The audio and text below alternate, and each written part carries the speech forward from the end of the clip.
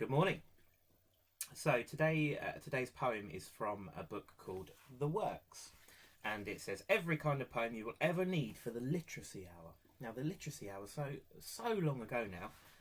This book was published in the year 2000, so it's older than all of you. But this is one of my favourite poems in this book, and it's by Roald Dahl, who is my absolute favourite children's author.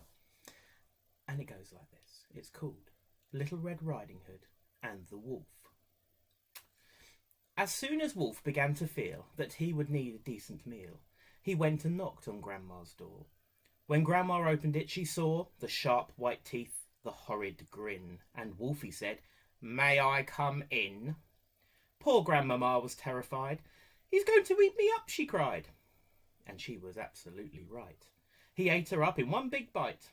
But Grandmama was small and tough, and Wolfie wailed, "That's not enough. I haven't yet begun to feel that I've had a decent meal."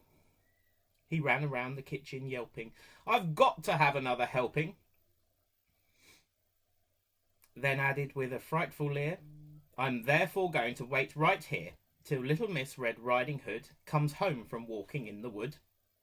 He quickly put on Grandma's clothes. Of course, he hadn't eaten those. He dressed himself in coat and hat, he pulled on shoes, and after that he even brushed and curled his hair, then sat himself in Grandma's chair. In came the little girl in red. She stopped, she stared, and then she said, "What big ears you have, Grandma."